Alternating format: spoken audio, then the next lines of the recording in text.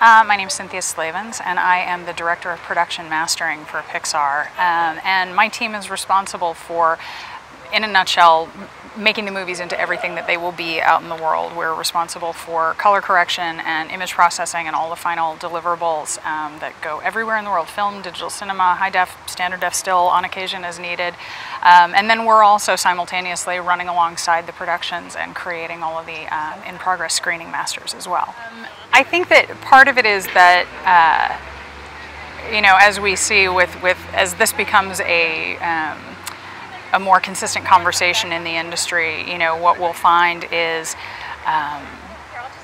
there are moments that you can say, why am I not speaking up right now? Is that because of my gender, or is that because I, you know, truly don't think that this point is necessarily pertinent to the conversation? And it's a different lens through which to look at the world, for sure. That I think that part of it is, you know, personality based. Part of it is, you know, how we're raised. You know, the things that that are particular to our gender. I had the advantage of going to an amazing all-women's college, a very small school in upstate New York, called Russell Sage College, and I spent 4 years in this environment where every day I was being told I can do anything I want, and, you know, yes, you can be all of that and more. The hilarious part was after graduation, you kind of get spit out into the world, and all of a sudden it's like, oh, God, that was not true. You lied to us. But having that as a foundation of, but wait, they said, and it was true in that environment, so why can't it be true out here too? So I may have just, you know, sort of gone into my career choices with blind enthusiasm based on that. So, you know, it's interesting. We are, the female population of Pixar, in the minority. I think we're at somewhere around 30% of the company. That number might actually be a little higher now. I need to go back and check my statistics. But the interesting thing is that for me personally, it doesn't occur to me a lot of the time, particularly because there are so many amazing female role models in and around the studio with whom I'm working closely every day, in leadership positions, you know, the producers on the films, you know, on the members of the exec team. It's very easy to sort of look to your you know, peer standing beside you and saying, oh, well, of course, we're all in here doing this together, and that's fantastic. So it's not a thing that presents itself as a, oh, I'm in the minority, and, you know, I don't feel aware of it in any meaningful way. I guess I would say, don't feel like you have to do it the way the dudes do it, because that, you know, that's about personality, not about gender, in a very specific way. And,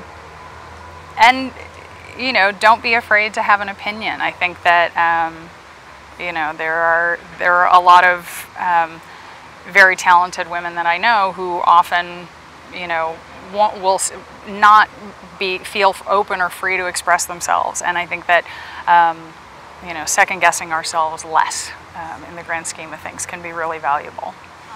But the program that I was in, I was a theater major to start, and I, you know, graduated with a degree in theater, and then eventually made my way through production and into post-production. The beauty of being part of a small program was that we got to do everything. There was, you know, you didn't have the luxury of being like, oh no, I only engage in this part of the process, and I think that is a really valuable lesson. That for me, it happened kind of organically, but I think that if I had to go back and, you know, speak to my younger self, I would encourage myself to be cognizant of that, of, you know, never regarding an opportunity as, you know, not on the path that you've chosen. I think that everything is an opportunity. I worked in, you know, live action production for a while, and again in a very small film community, so that you didn't have the luxury of turning down the work. So I got to work in set decorating, and I was a day player in PA. I got to be an AD. I got to, you know, do wardrobe. That was crazy. You know, so you get to do all sorts of things. And you know, there's a very famous quote by Steve Jobs from the commencement address that he gave at Stanford in 2005, and I'm not going to be able to quote it verbatim, but he talks about the fact that you can't see the stepping stones while you're on the path. It's only when you sort of arrive at the destination. And for me, that was very true about, you know, getting my job at Pixar and the career that I've cultivated for myself since. once I landed there, I was able to sort of look behind me and go, oh, that's what that was for. That's what we were doing. And so that would kind of be my advice, is don't turn down the opportunity that seems like it's coming out of left field and seems like it doesn't fit into what your plan is for yourself. Just do it, because there are rich rewards there for sure.